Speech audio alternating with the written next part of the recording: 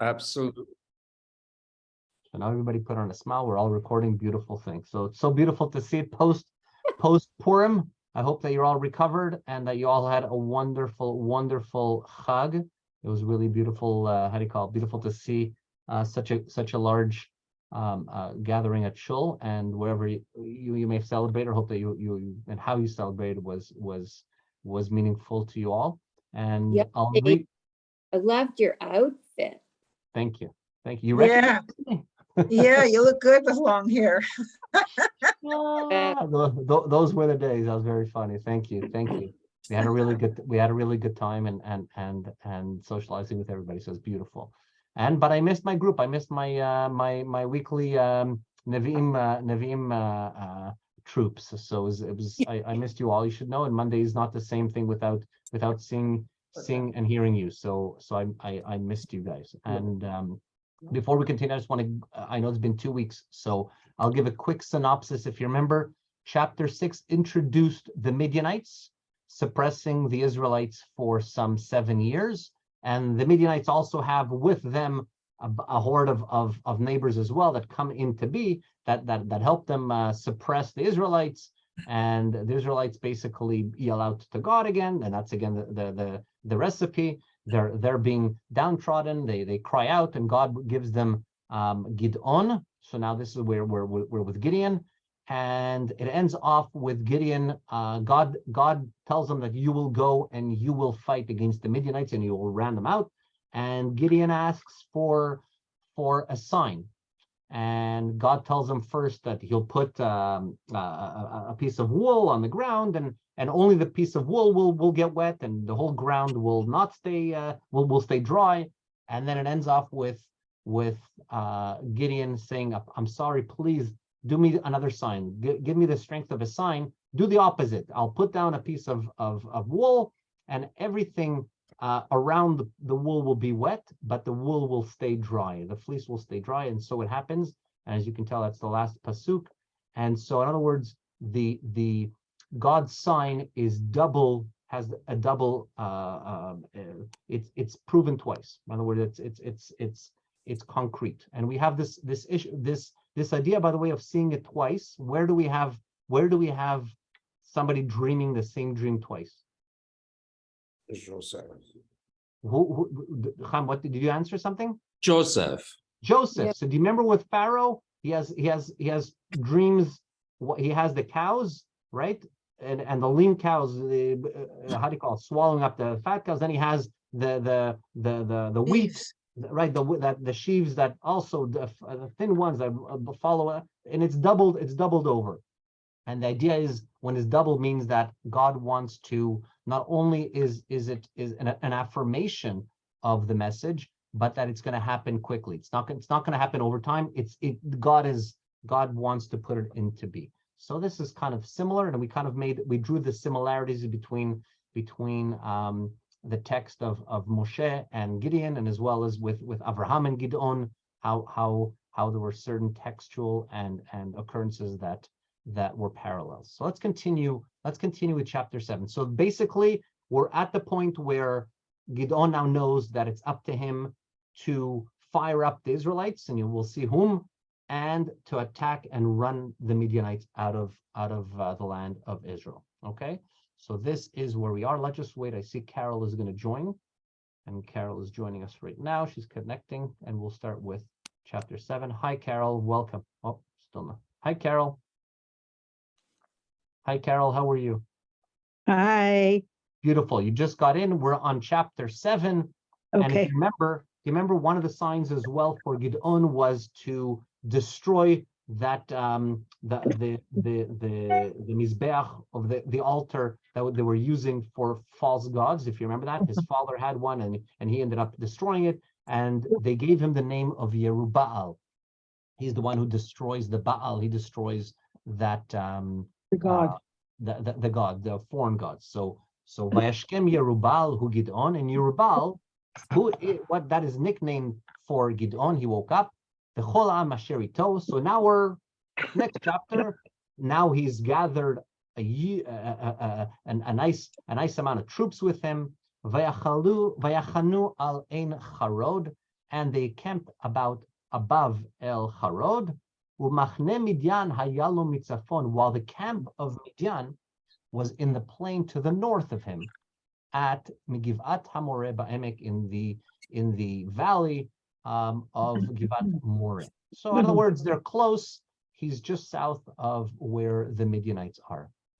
Vayomer Adonai el Gidon, listen to this, and God tells Gidon, Rav ha'am asher itach, you have too many troops, mititi et Midian be'adam, you have too many troops for me to give the Midianites in their hand.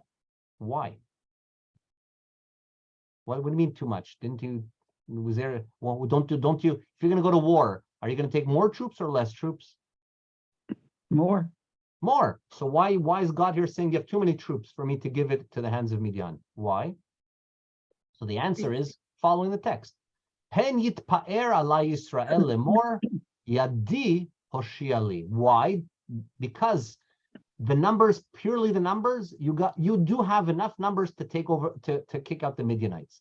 But then there will be no miracle, so to speak. The Israelites will not see that it is up to me, even if with all those numbers I can make you lose, but even if I make you win with the numbers, what's going to happen? The Israelites are going to say, God didn't help us. It was all because of the numbers. We did it ourselves. It's our might that brings victory today. Ve'ata, so God tells him, for now, therefore, krana be'ozneha am lemor, go out and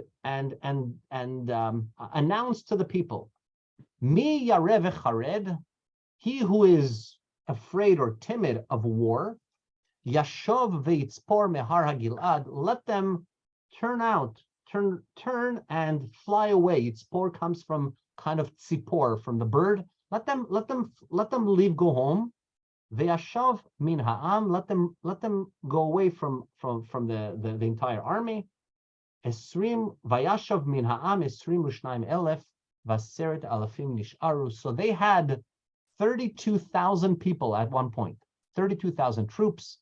Once Gidon tells them whoever is scared can go home, 22,000 leave. And now there are only 10,000 remain. So in other words, two-thirds go home. By the way, two-thirds are nervous and want to go home. Yeah, they got their way. In other words, they got a waiver. They got a checkbox and then they took it. They answered the call. They said, you know what, I'm scared, and they left. By the way, this is a Torah, one of the Torah steps in war is actually right before the war, the king or whoever is in charge, the general, if it's the Kohen, if it was Moshe, what they say is they gather the people, and right before they go to battle, they say, he who is scared or timid or is quaking, can't handle it, let them go back home. Why? Because we rather have all the people who are ready to fight than the people who will start, I guess, causing panic within the camp. So it's one of the it is one of the steps of war, actually, that did take place, and it's in the Torah. If you look at it, and then we have another one. He who just got married within a year also goes home. He who just built a house within the first year goes home as well. And he who also just planted a vineyard and never had the opportunity of having a benefit from the vineyard, also within the first year, also goes home. So there are a couple of requirements, and it shows us, by the way, that there are experiences in life that God wants us to experience, in the sense of, if you look at it from a humanistic point, it's not just, a war of belief and that's it. No, we are still living here in the world and physical, and there's some stuff that we are also responsible for others, as well as for ourselves, to take care of ourselves, to feel some experiences. And it's interesting to see that it's not always about the war, because also your head will not be you won't be concentrating on the task at hand. You'll be concentrating, I can't wait to see this, I didn't do that, will I ever see it? And God forbid, that's the worst. You do not want to be in that weakened position. So 10,000 only remain, okay, out of the 32,000. Vayomer Adonai al Gidon, God continues to speak to Gidon and tells him, Od ha'am rav. However, 10,000 is still too many troops. But I have a test for you. This is what I suggest you do. Hored otam el hamayim, go and bring them towards the waterfront. Ve'ertzefenu lechasham, there I will actually make the water go over them. Okay, they'll be inundated with water. Ve'haya, and I will tell you, asher omar lecha ze yelechitach, hu yelechitach. I will give you a sign when you get to the waterfront. I will give you a sign, and I will tell you who are the ones that will follow you, who are the ones that will not follow you, and just take them towards the waterfront. So Vayered Ham el Hamayim, Gideon takes them down towards the water, and there God gives him finally the sign. Vayomer Adonai el Gidon, this is going to be your sign. Kol asher yalok bilshanom min hamayim, kasher yalok hakelev, tatzig oto levad. Anyone who will lick up the water, just as a dog licks up the water with his tongue, set them apart, separate them. V'chol asher yichra al birkav lishtot, separate them from anyone who goes down on their knees to drink water. So Allah, does everybody get the difference? One test is somebody who kind of will go out and drink like a dog with go down on, but not on their knees. Will go down and with their tongue lick and lick up the water. And there are those that will get down on their knees to be close to the water and drink. Okay, so those are the two separations. Okay, that's what Vayhi mispar hamlakakim bi'adam el pihem, and those who lapped water into their mouths like a dog, shlosh meot ish. There were only 300 that actually licked like a dog. V'chol yeter ha'am kar'u al birchehem lishtot mayim, while the rest, so 9,700 of them actually went down on their knees to drink water. Okay? So Yosi, Yes. sorry, I think it's the other way around. No. That those who lapped the water, the implication is they took it up in their hands. Yeah. So those are the ones who remain in battle. And the other, what number are we at? Well, 300 qualified to remain in battle because they didn't get on their knees. No. So I'm not reading the rest correctly. No, so you'll see it shortly. So 300 of them lapped it. Yes, it's a little bit hamlakakim b'adam el pihem. Those some gathered it in their hand and then licked it. Okay, understand? But licked it like a dog. But you gathered the water like in their hand and licked it. There are those that actually went down and, so to speak, Put their face to it. Put their knees down on the water and started drinking directly from the water. So that means the ones that went down that took it out of their hands were able to drink the water and keep their eyes on what was happening around them, which would mean that they were more observant of in battle. They'd be more observant. No? They're not yet in battle. So it's a little bit strange, right? That's a very strange something here that's happening. And we'll soon I'm going to ask you. So think of what the difference in this type of test, this litmus test, what it is. So let me just go back to number 7. Bishlosh meot ish hamelakakim oshiatchem. I will, the Lord said to Gideon, I will deliver you, and I will put the Midianites into your hands through the 300 troops. Let the 9,700 go home. So in other words, we started with 32,000, only 300 remained. Okay. By the way, there's the number. There was not long ago. There was a movie, The 300, right? They they go into battle. Could be that there's definitely 300 is not just happen chance. This is a magical number. It's also a number, obviously, that brings some kind of power, so to speak. Where just like they are, there's an association. So they're 300. So now, No, to the contrary, Yosi. Can I just say something? But 300 lappers, so those were the ones who were taking the water with their mouth. So I mean, they're all drinking with their mouth, but these are the ones that licked it up. Right. They use their hand, they cupped their hands with the water, and then they licked it up. Right. Then the rest of them, 9,700, went down on their knees to drink directly from the water. Those are the two differences. Okay. Okay, Now I'm going to ask those you. guys. Yeah, and I'm going to ask you, what is the difference between what's the difference between the two? What's the idea of going down on their knees, and what's the idea of with drinking the way that they did? Why didn't just God do something else or whatever, or say anybody who's over a certain height, or anybody who's on this left, makes them go to a certain, what's this test? There's got to be some kind of worth or measure to this test. Anybody can make Well, the 300 lappers yeah. have, as I mentioned before, they're drinking the water, but they still have their heads up.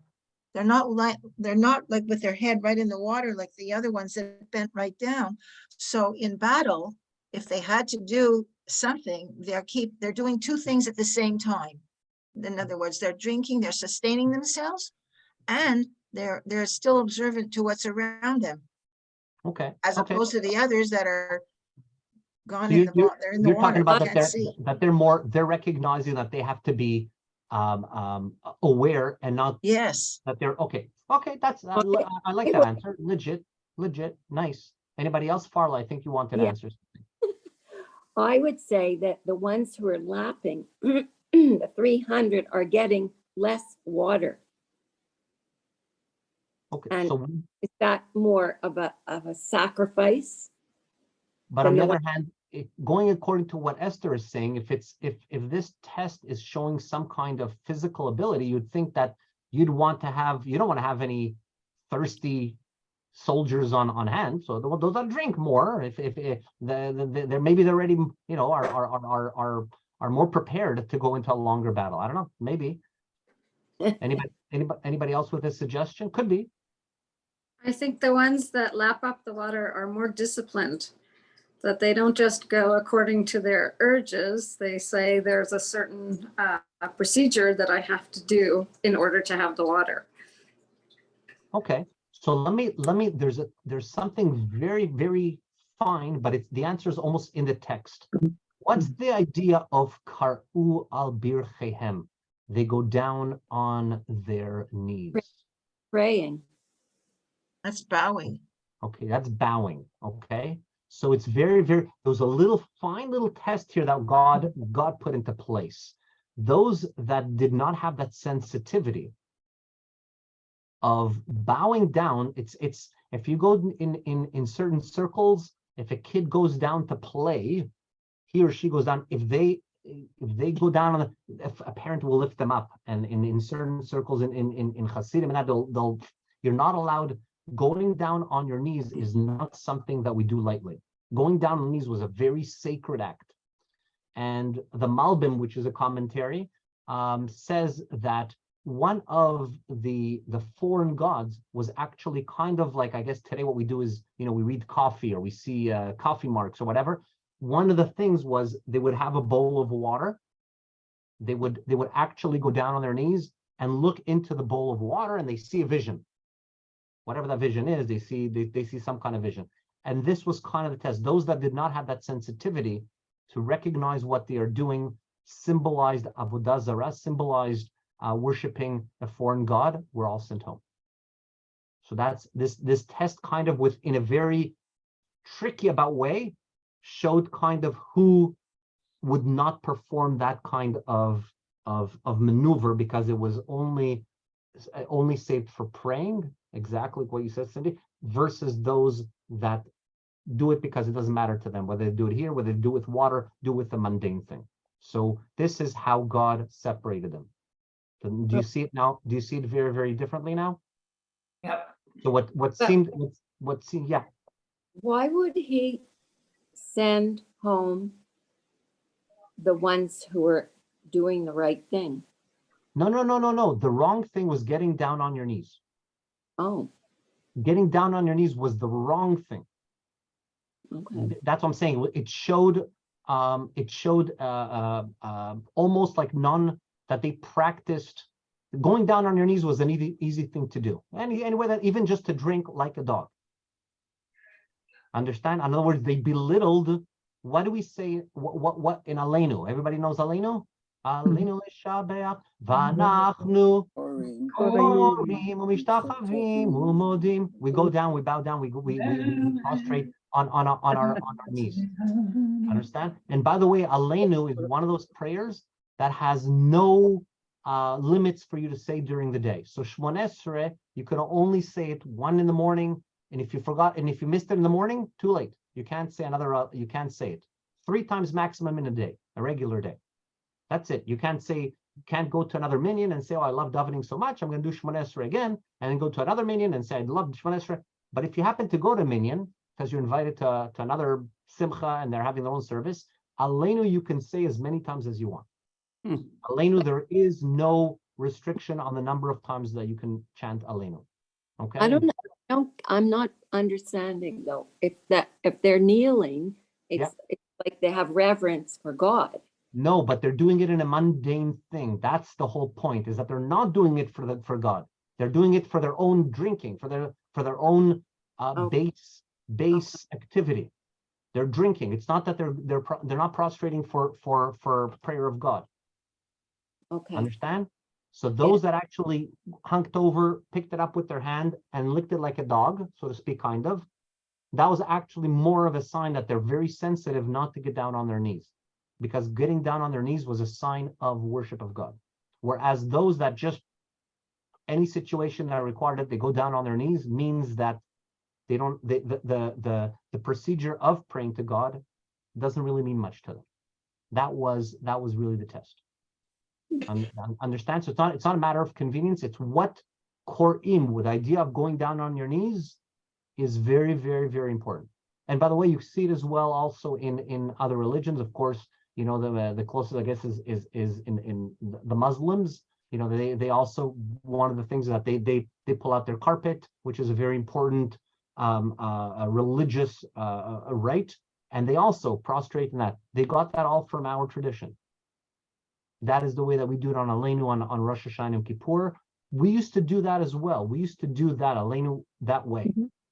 That's the way we used to do it. And when we were copied, we actually stopped. I have a little bit of a whole Torah about that, whether we should have or shouldn't have, but that will leave for another discussion. But regardless, what they did, according to this test, those that went down on their knees mocked the importance or what the idea of when you go down on your knees. That's really the underlying test here. So Yosi?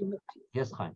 So the prohibition against going down on your knees continues apparently in that there are certain ceremonies, including one of graduation, where the expectation is that the person presenting you with your diploma will expect you, or being knighted by the queen, that you go down on your knee.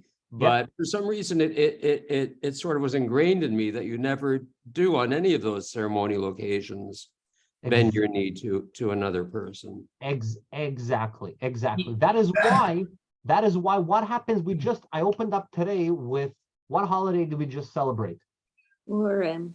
What happens? How did the whole story of Purim become about? Mordecai didn't bend his knee. Mordecai would not bend his knee. Yeah. Exactly. So that if I could just interject very quickly, Chaim, my son graduated from medicine at Queens, and the tradition there was to kneel and have the president of the university touch his shoulder, signifying that he had graduated as a doctor. And I can say rather proudly that David refused to do that. Bravo. And they had to get a special dispensation from whoever the Pope was to allow him not to do it. Bravo, bravo, So, bravo. so you see it that, so all these, it's beautiful that you've made all these personal connections, because it shows you what it means when we have this aversion, natural, and it's you can say, what do you mean? What do you mean?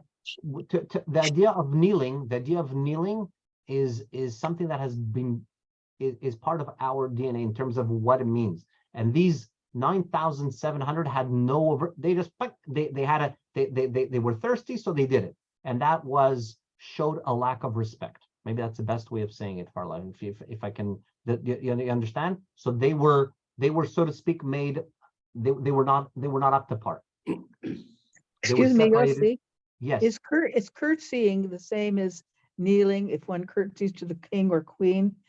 Is that the same? Curtsying is not the same. Because the Curtsying is knee not does the go down. Yeah, It's not considered the same. Okay. it's not the same. That's that is also why it's problematic. One of the reasons, if you go, for instance, to mass, or if you go to church, you have to be very careful With the kneelers, yes. you have to be very, very, it's not just, okay, I don't want to feel, I don't want to embarrass. We're not allowed. This is, let alone that Right. is literally considered like avodah zarah. There is, and that, by the way, is one of the reasons why we are very careful when we don't give, let's say, honors to somebody who's not Jewish. It's not because we want to tell them you're not Jewish, so you are not good enough for that. It's the sensitivity that he or she does their own religion.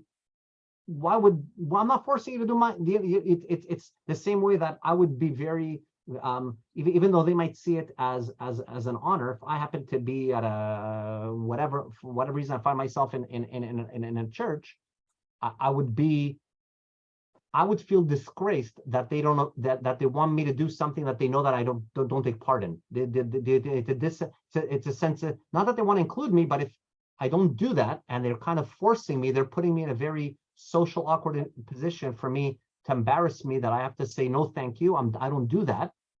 And I'm talking about somebody, if you know that they're not if they didn't know that I was, but if I walk in and and I have a kippah and I very, very clearly sitting on the side and they want me to do it, to me it's a lack of appreciation that I don't do that. And for whatever reason I'm there, maybe I'm there for the bride or the groom or whatever might be the ceremony that they're taking place that I was invited, but I don't do that. I'm not condoning it. I'm not belittling it, but that's not what I do. So I'm not gonna participate. In the same way for that is we don't belittle somebody else's belief, because if he's opening the ark, it's not just the emotion of opening. It's almost an affirmation of why you are there on the beam. It's not whether can an Anju open the ark. Of course they can. They don't have the ability of pulling a cord. Of course they can open the cord, but that we don't, or dress a Torah or whatever it is. But number one, aside from belittling the act itself when you're giving it to somebody else, it's the whole idea is also the person who is performing it. You're belittling them by forcing them to do something they don't believe in. Maybe that's the best. You understand? So it goes both ways. And unfortunately, we have to be very sensitive in the way that people see it. But it's not that we don't want to be inclusive. We don't want to be forceful in that we're forcing you to do something that you don't actually believe in.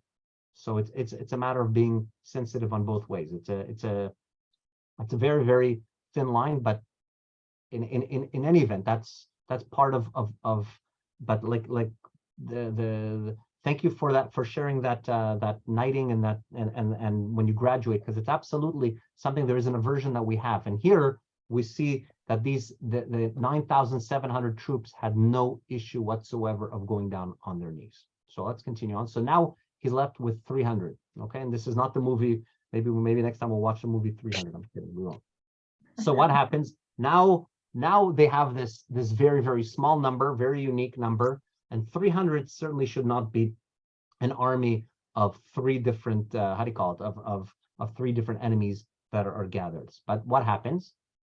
Vaikhu et hatzeda, and so those who remained, the 300, took all of the provisions which they had with them, vet shofrotehem, and their shofarot, ve'et kol ish Yisrael shilach alav, and all the other The other one, the ones who did not how do you call it? The one who didn't lap, but the ones that went down on their knees, shilach ish lehalav. He remained. He sent them.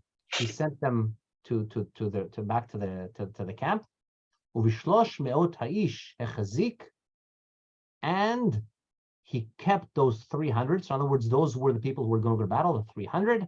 Umachane Midian hayalo mitachat ba'emek, and the encampment of the Midianites were below him, in the valley. So in other words, they are up. They're up on the mountain. By the way, it's interesting to note almost all of the battles, when you hear it, they're always something to do with the mountain. There's almost always with the mountain, and till this very day, you know that air superiority. If you're up on top, chances are that you're the ones who are holding the strength. So coming from the top to the bottom is always a sign of starting from a position of strength. Okay, so they're kind of looking down at the Midianites camped in the valley. Vahi balayla, who that evening, Vayomer elav Adonai, God speaks to Gideon and tells him, Kum, wake up, red b'machane, ki netativ bedecha, go, attack the camp, for I have delivered it into your hands. However, if you are right now hesitant or you're afraid to go down and attack, red ata ufura na'archa lamachane, go down with Fura, who happens to be, Fura is his right-hand man, or his each in those days you used to have kind of like not a servant, but a helper who would help you around. So if you needed things, he would go, he would fetch people to you, he would be your messenger. He was your right-hand man. His name is Fura. Okay, so God tells Gideon, go down to the camp, you and Fura, and listen to the following. Vishamata mayedaber, go and listen, go eavesdrop, and listen to the conversations that are going on in the Midianite camp. So now they're going to go on a mission at night, under the cloak of darkness. They're going to sneak into the Midianite camp and listen to what the feeling is to the different conversation that they're having. So Vishamata mayedaber, go and listen at what conversations they're having. And then you'll notice something. V'achar techazakna yadecha. And afterwards, you will have the courage to attack the camp.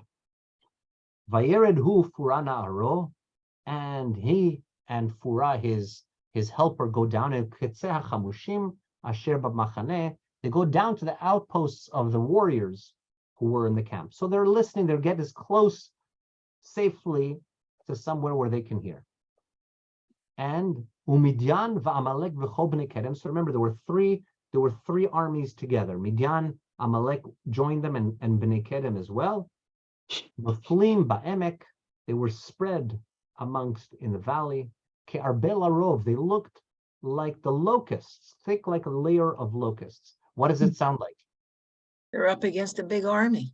No, but where do we have Karbe larov? Where's that taken from? Like that conjure, that picture.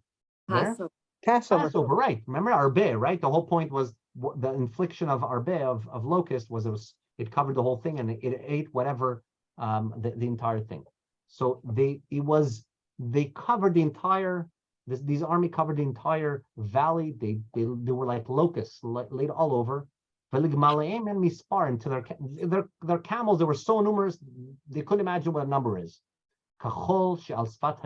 Just like the sand of the sea. In other words, this was no little army. This was a huge gathering. Vayavo Gidon, and Gidon steps forward.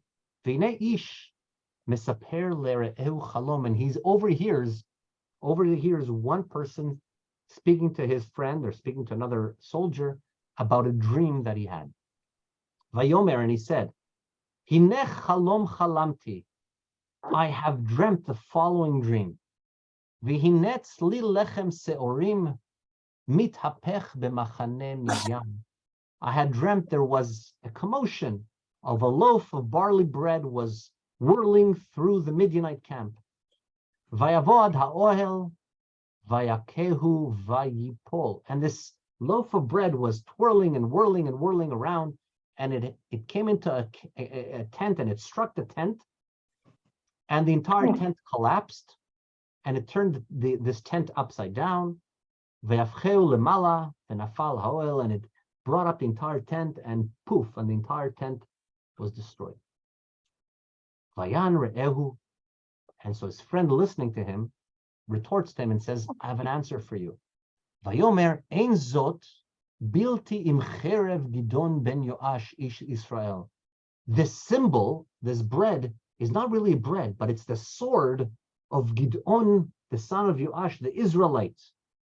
Because Natan ha'Elohim be'ado et Midian v'et kol machane, for he gave the entire camp of Midian and all of them into the hands of Gidon. So do you hear what's happening here? Do we hear what happened? What is he hearing? What's the story about? Anybody? Well, it sounds like a prophecy. It does sound like a prophecy, but obviously they're starting to doubt. The Midianites are starting to obviously doubt themselves. They realize what these warriors are starting to dream, and what they even interpret the dream as, that they're going to lose. God has given this war to the hands of Gidon. Okay, so in other words, the interesting thing that I find here is Gidon almost always needs some kind of reassurance. Do you get that feeling? He needs another test. He wants another test. He says, yes, if you want to come, go down. He's obviously, and this is, by the way, where you see that not everybody, or I should say, different prophets, different judges are given certain weight depending on what generation they're from as well. So we see that as well in the Torah. You know, Abraham and Noach are very different people in the sense of what expectations we expect from them. Moshe, Aharon, very different people. Even though they're in the same generation, certain levels we know what one person can hold on to, not taking away any greatness or belittling Gidon, but this is also something that he needed. God saw that it was missing for him. Gidon had all the qualities that God was looking for, but sometimes maybe he needed a little more push. So here he creates this thing. He shows Gidon what's the psychological level of their enemies, and obviously they feel scared. There's a little bit of doubt creeping into the camp. So, Vahi kishma Gidon et mispar hachalom, when Gideon heard the dream told and then subsequently interpreted, that Shivro Vaishtachu, and he bowed low. In other words, this is again a little bit of foreshadowing to what happened beforehand. Now he's bowing in the sense of thanks to God, because it's not like they're not talking about beating the Israelites and that. They are right now being scared of being beaten. Vayashov el machane Israel, and he returns to the encampment of the Israelites. Vayomer kumu, and he tells them, wake up. Ki natan Adonai be'etchem et machane Midian, for God has given you, or God has given into your hands, the camp of Midian. Vayachotz et shlosh meot ha'ish, and he gathered, and he divides up the 300 men, shlosha rashim, into 3 columns. Okay, so another 3 columns. Vaiten shofrot be'at kulam, he gives each and every one a shofar. V'chadim reikim, and empty jars. V'lapidim betoch hakadim, and torches inside these jars. So do you see it visually? So they're carrying, on one hand there's a shofar, on another hand there's a jar with light in it, with some kind of torch. Some commentaries say here, this is if you see the vision of it. Where do we have lapidim? Where does the word lapid come from? We have it in the text. Vayar kol ha'am et lapidim. Vayar kol ha'am ashen. The whole mountain was smoking. Where is this taken from? these lapidim? Where are the torches? On Mount Sinai, when God is about to give the Torah, Burning, no. there is the idea of all these torches going on, and it was a lot of fire, and fire it symbolizes as well spirituality. We see a lot of people when they want to the spirit of God coming. It's whether it's through fire. Fire is the korbanot, all the offerings. It's the fire is the imagery of God's association with the physical, so to speak. God burns it up, and it's a sign of a higher power. So as well, when God was giving the Torah, there was all these lapidim. It's almost like a reenactment, so to speak, or Gidon, if you want to look at it, kind of he's bringing the yoke back into the belief back into the camp, into as a sign of war. It's not just us, it's a religious, it's a war that is being inspired by God. Okay, so he splits the camp into 3 columns, gives everyone a shofar, and as well this jar with a torch in it. Vayomer alehem, and he tells them, Mimeni tiru v'chen tasu, watch what I'm doing, and you're going to copy what I'm doing. Vehine anochi ba b'ktzeh machaneh, I will go to the outpost of the camp. V'haya kasher eseh ken tasun, copy me, whatever I do, just copy me, mimic what I do. And what am I going to do? V'takati b'shofar, anochi v'chol asher iti, I will blow with the shofar, and then all the men that are with me. Utkatem bashofarot gamatem svivot kol hamachaneh. So when I blow, then everybody will blow with the shofar all around the camp. Vamartem ladonai ulgidon, and you will scream out, this is for the Lord and for Gidon. Okay, so what do you mean in terms of encampment around? And you will see that not only were there 3 columns, but also Gidon separates now into different groups as well. Vayavo Gidon u'me'a ish asher ito. Gidon comes with 100 men. Biktzeh ha'machaneh rosh ha'ashmort hatichona. And he goes to one outpost on one side of the camp. Ach hakem hekimu et hashomrim vaytkeu bashofrot v'nafot hakadim asher be'edam. So Gideon and 100 men with him arrived at the outposts of the camp at the beginning of the middle of the watch. So they just changed guards just after the sentries were posted, and they sounded the horns and smashed the jars that they had with them. Okay, so suddenly they have fire. Don't forget, why also did they put it in the jars? Because if they would have seen them walking down the hill, right? So they put the torches inside the jar, so they will not reveal that they're coming down. Don't forget, this is under the cloak of darkness. So they encamp. On one side there's 100, and you'll see that there's hundreds in different areas. Vaytkeu shloshet harashim bashofarot vayishberu hakadim, and the 3 columns blew their horns and broke their jars, holding their torches in their left hands and the horns for blowing in the right hands, and they shouted, a sword for the Lord and Gidon. Vayamdu ish tachtav saviv lamachaneh, they remained standing where they were, surrounding the entire camp. Vayarot kol hamachaneh vayariu vayanusu, and the entire camp, this is the Midianites and the Amalek and Bnei Kedem, they ran around about yelling and took to flight and escaped. Vaytkeu shloshet meot hashofarot, and when the 300 horns were sounded, Vayasem Adonai et cherev ish bere'ehu uvechol hamachaneh, and the Lord turned every man's sword against his fellow. They were panicking, they were stabbing, they didn't know what was going on. Okay, so they were actually killing themselves, so to speak. Okay, they were stabbing themselves or their friendly fire throughout the camp. And the entire host fled as far as Bet Shita and on to Zererah, and as far outskirt as Abel Meholah near Tabat.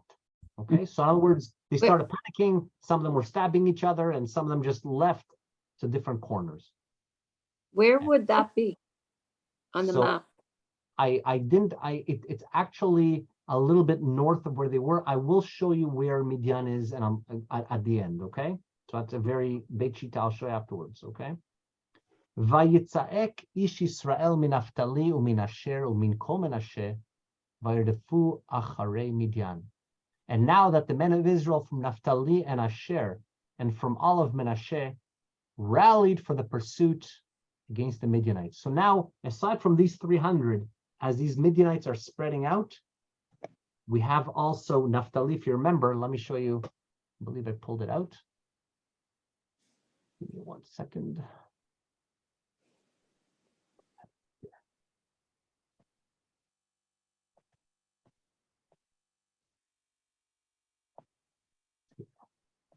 Wasn't Zebulun among the initial tribes that Yes. joined this alliance? Yes. Put over here. So now I'll show you where we're at. This thing will open. Oh, this is not what I wanted. Sorry. This is, where is my header right here?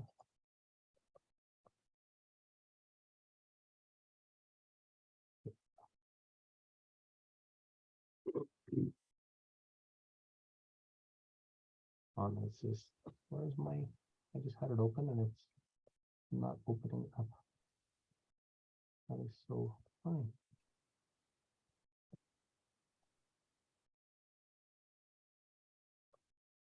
Put that one on there. So where is this?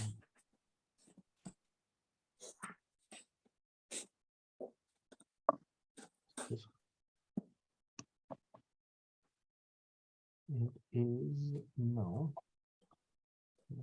Where was? I'm sorry. Okay. Look, I'm going to show you this one now.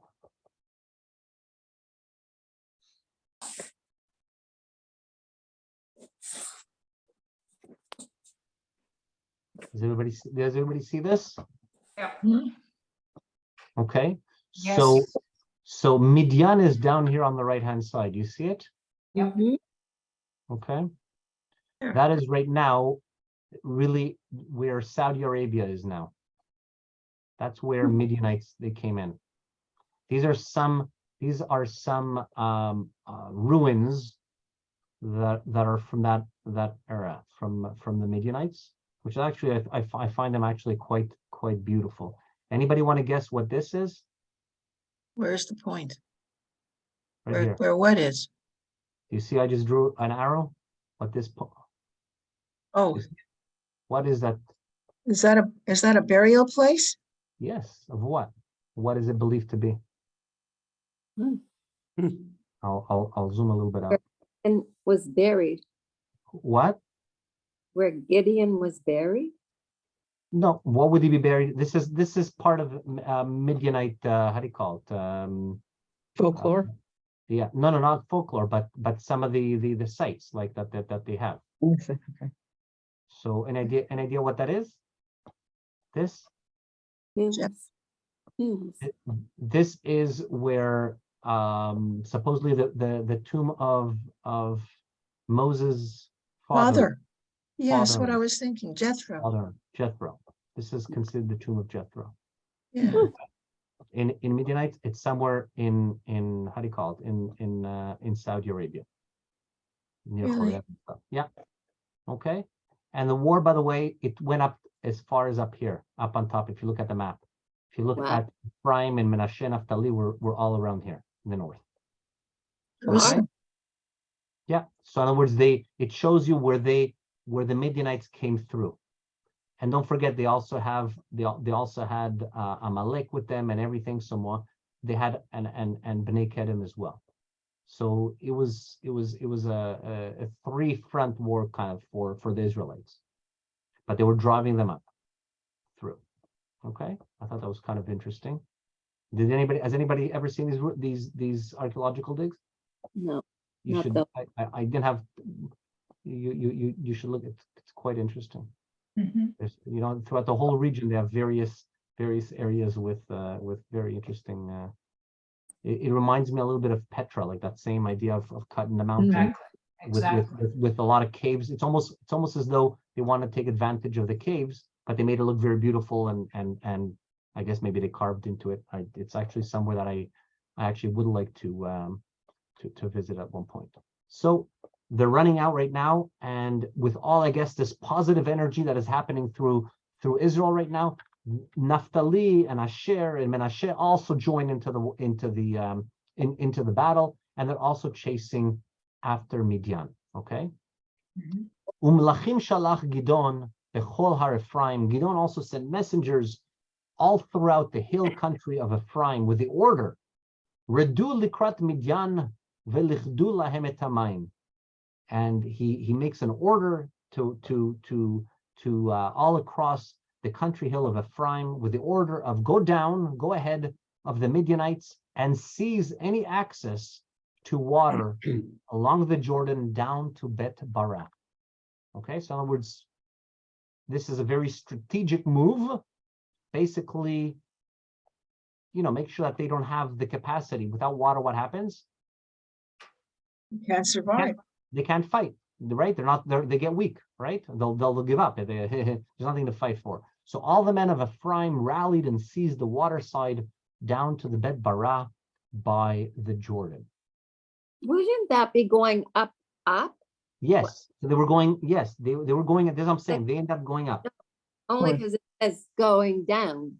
So Yes, that happened to be the whole battle is. I mean, I don't have the whole of how it happened, but that's where they were encamped. Part of it was also, if you remember, we read about when the Israelites also sowed all their grain. Do you remember that? What ended up happening? All the army would come from Midian and from Bnei Kedem, Amalek, and they would use it for their flock, and they would ransack the entire land of Israel. So they were obviously deep into this is where they were growing. And if you go to Israel right now, up north, in terms of where you get the flat land, this is where that valley of that is very, very important in terms of growing. They didn't grow then. They didn't have the same technology that they have now in terms of growing things in the desert, etc. It was a little bit up north. So that's where they were stationed. And even they're told to cut off any access to water. Don't give them any access to water. What ends up happening? Vayil kedu shnei sarei Midian, 2 of Midianites' generals were captured. Et Orev ve'et Ze'ev. One of them was Orev. Anybody idea what Orev means? Something to do with light. So, okay, so or is with an aleph, ein. Orev actually in Hebrew means a crow or a raven. All right, so they have 2 names. They have names of animals. Ze'ev actually is a Jewish name as well. But Orev, a raven, and that's the guy's name is Orev, a raven. Ve'et Ze'ev and wolf. Okay, so these are 2 generals. But by the way, where do we have also Orev, and in what context do we have an Orev? What story? In the Noah's Noah. after Noah reaches land. Right. Vashalach et Orev me'imo, and he sends out the raven. So that's, and we're not talking about the Baltimore Ravens, okay? With that's a different sport. That's a totally different thing. So we're talking about the Orev in Noah times exactly, and he sends out the Orev, and the Orev just does whatever the heck he wants. He doesn't come back, doesn't do anything, wherever disappears. He has no means whatsoever of caring, of giving back. That is why, by the way, even though they are actually very, very incredibly intelligent animals, very intelligent birds, ravens, they're seen in Judaism as very selfish and having very low qualities that are actually not in line with Jewish values.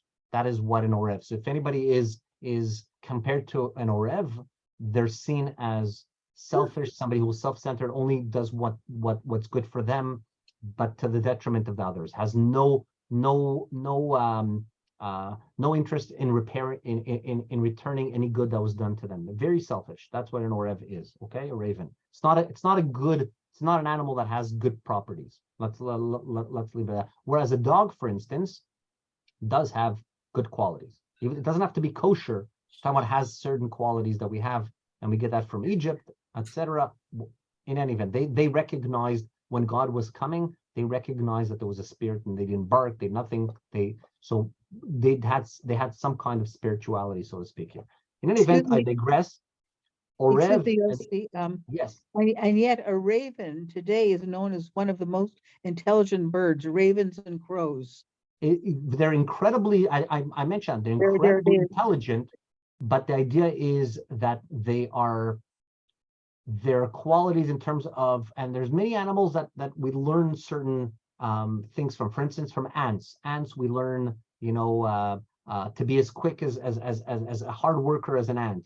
Bee is we learn different. Doesn't have to be kosher animals in terms of that they have value, but they exhibit certain traits. And in Judaism, the Orev, I guess we line it up with Noach, exhibits traits that are not positive. Interesting. So they're not seen as positive image animals. Maybe that's the best way of explaining it. Nothing to do with whether they're intelligent or not, but as a symbol, they were not seen as. Whereas an eagle, for instance, that protects their young, and so it's not necessarily whether they're aggressive or not. It's the type of behavior that they exhibit. So in the Sharim, eagles are seen as something powerful. It's a positive. They have a positive vibe to them, whereas an orev, a crow, or raven, is seen as an animal that does not exhibit values that we hold to.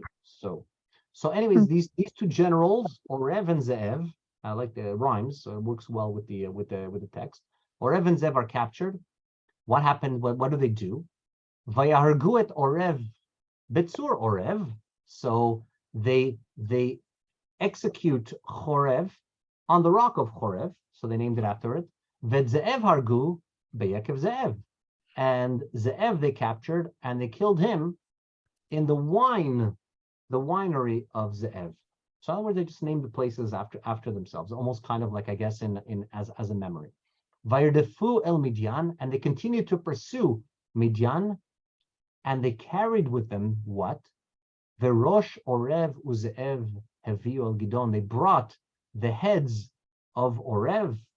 I hope you guys already ate your supper, or are going to have a little bit, couple of 5 minutes before, after we finish the text. But they were riding with their heads as proof of who they have captured and who they have executed. They brought it to Gidon, who happened to be already me'ever la'Yarden. He was already on the other side of the Yarden, and that is chapter 7. Sounds like the Game of Thrones. Yeah, it's funny you're saying, but the raven and the wolf and that, yeah. These are there. Listen, the Game of Thrones is not something that they invent. The whole characters, yes, and the plots, etc. But if you look at it, a lot of it is real life in terms of, they take from history, and not only Jewish history, but other, the conflicts between people throughout generations. But I find it so interesting that it's okay for us. There's nothing wrong. It depends what the purpose is, and we see it with Moshe as well. To me, all the stories is beautiful, etc. I love the interplay of Gidon and God, or his belief, etc., and what he really requires. And God addresses that. He doesn't yell at Gidon and tell him, what are you questioning me? What are you so inept? If I tell you, of course I'm going to tell you. What am I not going to? No, he realizes. So he empowers him. He empowers him with what he needs. But because I think it's where his heart is. It's where what his mission is. His mission is not about me, about Gidon. His mission is, how am I gonna save the Israelites? Mm-hmm. And if you look at the same thing with Moshe, Moshe also has, why are you picking me? Why me? I don't have the quality. So God has to build them up, and God builds them up in a very humanistic. He doesn't make them sleep suddenly and they are suddenly 18 feet tall and are super powerful, and they're Superman, and they're flying around and bring planets around and nobody can hurt them. So of course they're going to do without any fright. No, these are humanistic. These are people who doubt themselves, who are frightened and have questions and have self-doubt like you and I in certain things, and God empowers them in terms of gives them what they need so they can fulfill their mission. But it's where their heart is. Their mission is not so they can become rich or be powerful or be written about and be exalted, whatever it might be. He does it to save his kinsmen. And I think that is the important thing, that God, a lesson that God will, if your heart is in the right place, God will give you whatever you need to sign, whatever. He will empower you to be able to do what you do. If you're, and I truly believe that, and you see it in life, and it might not always come in things that we might see or might appreciate, but it's a beautiful thing for me to see that it's not, God doesn't hand it over, so to speak, so easily. There's things that even Gideon, and he's in conversation with God. If you're in conversation with God, God tells you anything, yeah, I'll done tomorrow.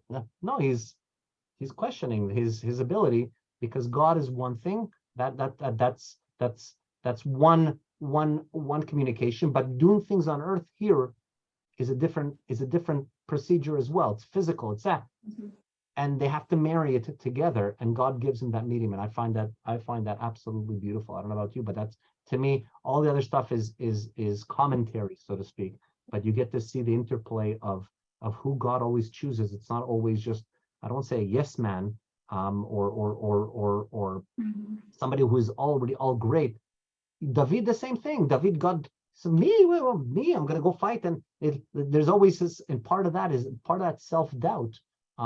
Is actually, I think, a strength. Chaim, you wanted to say something? Yes. On another note, when Gideon summons his 300 to attack, he says, "Do this for the Lord and for Gideon," and it's sort of a touch of vanity, but also a almost blasphemous to put himself and to make the case that they're doing this for the Lord and for me, humble appointee. I was waiting for somebody to come up with that. Good point. I was waiting for someone to ask. Thank you, Chaim. Peter, we'll get back to you. I saw that you also wanted to ask something, so we'll get back to you. So just think of it.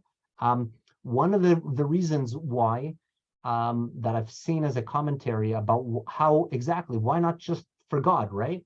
Part of it is that is further explanation of that so I'll answer it in two ways.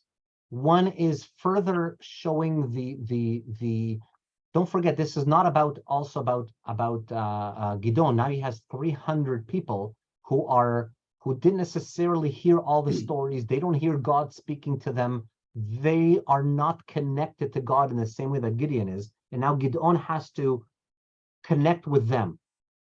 So part of that connection is, come down for God and me, follow me. It's kind of like a little bit of a saying. Another one, by the way, of reading that pasuk. Let me show you the way that pasuk can be also read. Okay. I had another one that I wanted to say. And for Gideon, in other words, it could also be following Gideon. In other words, you could also read it Vaikru cherv la'Hashem ul Gideon, and following what Gideon says. You understand? Like it's not kind of fight for me and for God, fight for God following Gideon. It could be kind of translated that way as well. If you look at the text in ancient text. In other words, if you take it from Hebrew, literally today, it's the same thing like we have. If you read the Torah literally, yad tachat yad. In other words, if you hurt somebody's hand, or if you cut off somebody's hand, your punishment is your hand also. We know that that's not true. It's the value of the hand. In other words, the value of a hand for a hand. So if you translate the text exactly, then yes, if you caused me damage, whatever you caused for me, I'll do it for you. That's not that, and we know that's not what we do. That's not the vengeance. It's the reparations will be what a hand is worth. So here also, if you look at it, the text, you can also read the Vaikru cherev la'Hashem Gideon, kind of they shout out, let's go with the sword of God as per the instructions of Gideon. it could be translated that way as well. But in the text here, Lord is in capital letters, so Lord is the most powerful. But Mhm. for Gideon Yeah. is the leader who has to have all these people follow him, and he gets Right. the order. So he Don't- must have some self-esteem and So- leadership qualities that he wants to be recognized for, I guess. No, I don't think it's about, I think it's more in terms of keeping them together. Don't forget, we're in line of all these tests that they were doing about bowing down and the imagery of the Israelites being really far away from the religion, so to speak, following God. What they right now have as their uniting force is Gideon, the leader, you know what I mean? So it's kind of like making sure that he doesn't lose them, so to speak. They just had these weird, I don't know if all the people were necessarily told, why if I went on my knees, I was disqualified, I was sent back home, while these people who went, lapped and picked up the water in their hands and started looking like a dog, who didn't prostrate, why, and this, the whole, it's all those details are a little bit lost, but the idea is most of the people were religiously lost. They lost their way. And just to tell them, just do this for God, might not have inspired them. It was Gideon who was inspired by God. Gideon still had that connection with God, but he still had to maintain a certain connection with the people. And for them, they may have lost any interest or connectivity had he just said, just go for God. You know what I mean? So they are also following Gideon because God has empowered him. But Gideon is not doing it because he wants to show how great he is. Gideon is actually literally the way Yeah. we define a public servant. He is a public servant doing the word of God, so to speak, but he's got nothing really to gain. It's not that afterwards they made for him a castle and like a Game of Thrones because he was a thing, so now he gets to sit on the Iron Throne and rule. No, he's there to put his life in danger, so to speak. He's the one who don't forget that he the signs that he did in chapter 6 with ransacking that the holy grounds for them. His life was in danger. He doesn't, so he needed to rally the troops too. But by time I waited for someone. That was a great question. Thank you for that, Peter. Well, I just wanted to suggest that part of leadership means that you feel responsible for the people you're leading. And perhaps Gideon was cautious and prudent in asking God for a number of signs to assure him that he wasn't leading the group for which he was responsible into trouble.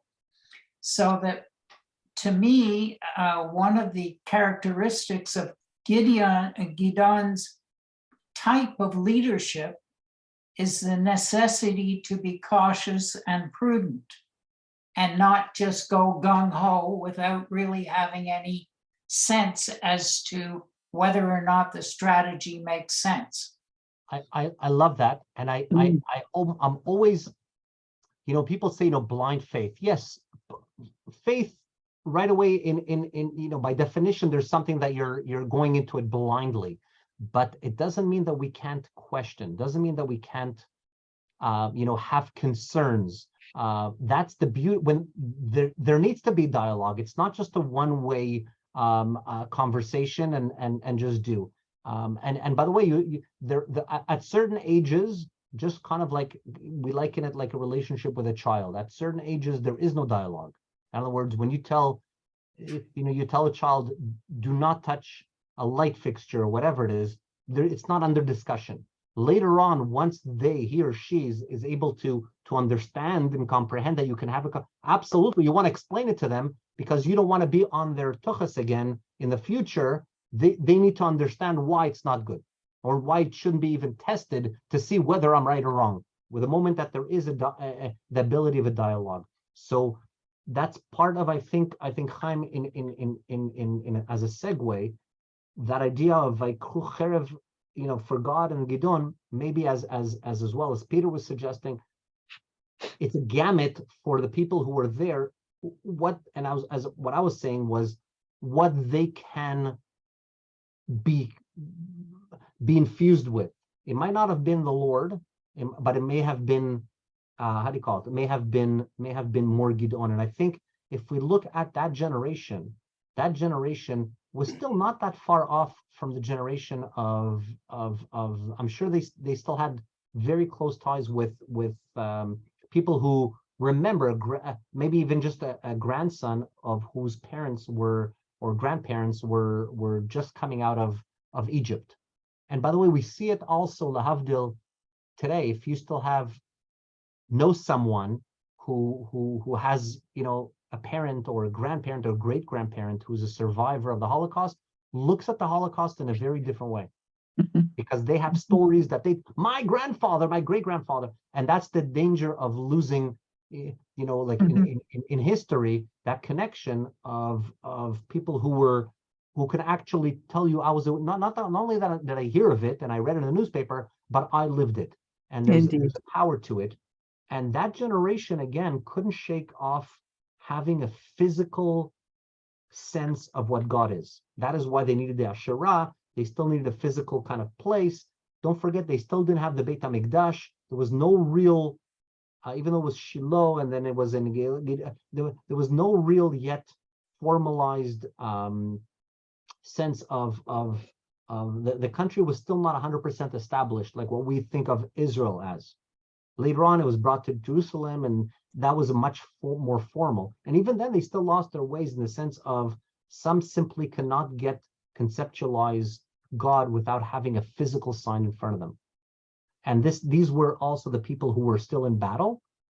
And just to say, come out for God might not have been for Gidon. He's saying we are doing this for God, and for those, Gidon, just follow me, like in terms of, so I think it's also proving that generation, even more so, it's not blasphemous, but that's what they require. Just like Gidon asked, like Peter said, whether it's for showing the care for the people in terms of he wants to make sure he's not going to take them to battle unless it's 100%, or whether it's even for himself, and God does not fire back at them and say, why are you asking me? And the next thing you know, there's hail, and no, he goes and gives them exactly what he needs to empower the people, because they're lost. The people religiously are lost.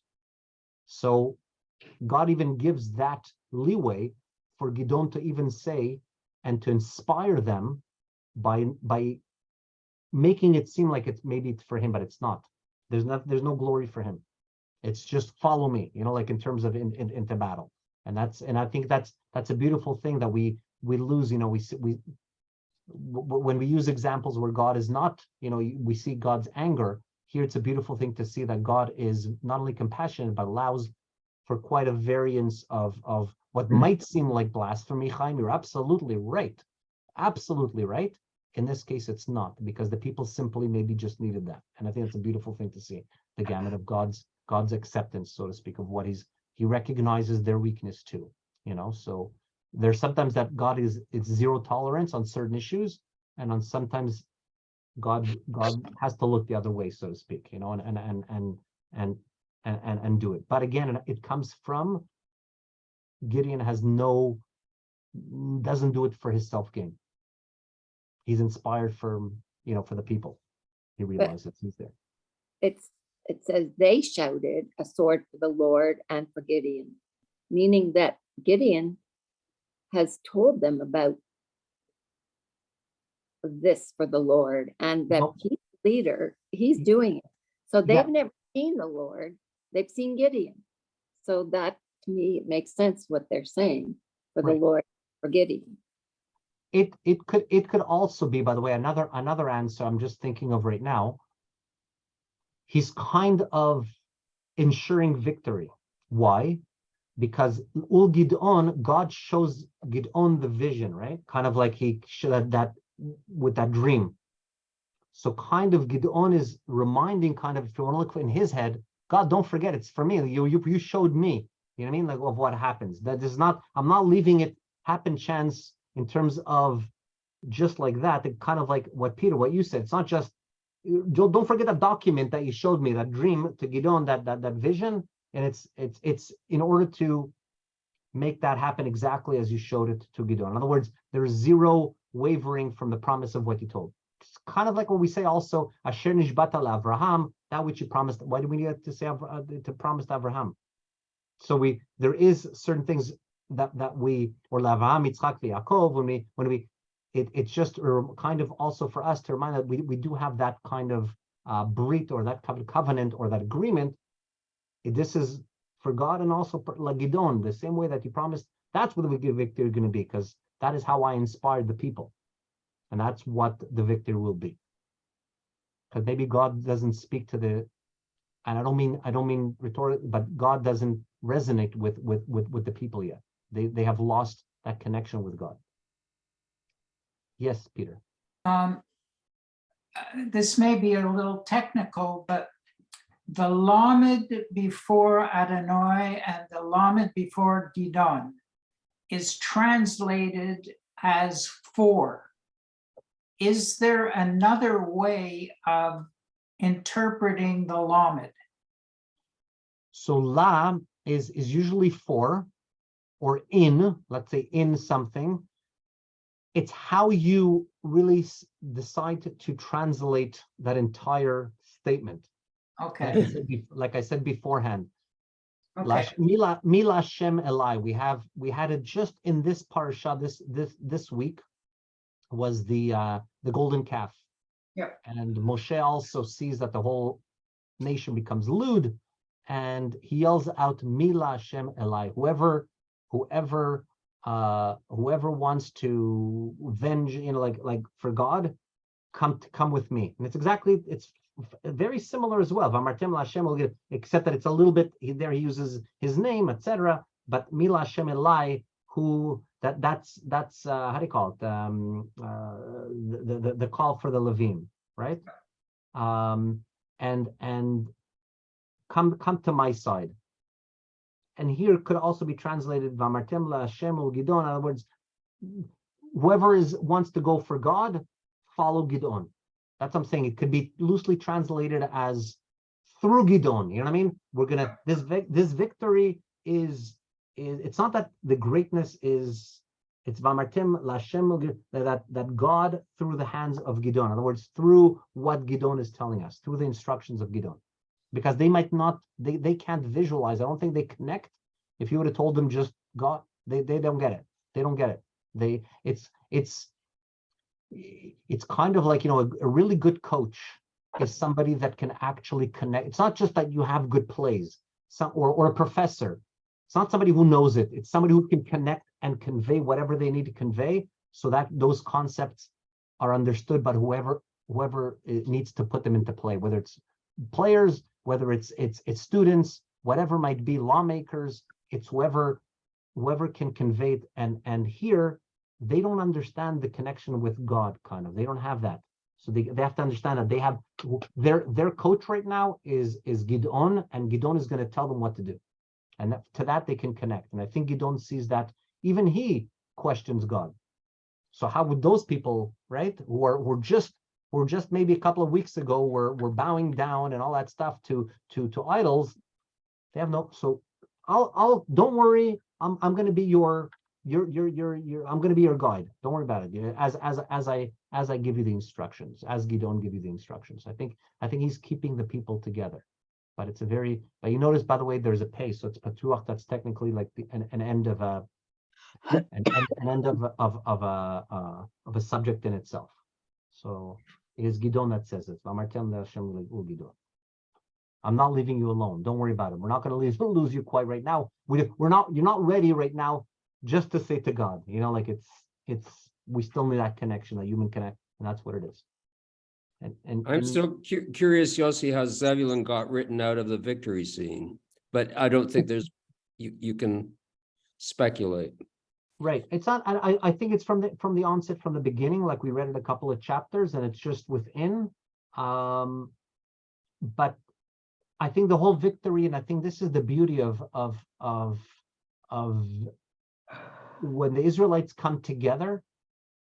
it's not for the, you know, to get the medals for specific things. If you follow it because of what your heart is telling you, and you do it for the right reason, it doesn't really matter. Not only that, then you get the other people joining as well. So then you have the other Menashe joins in, you know. No, but it Ephraim only mentions Naphtali and Asher.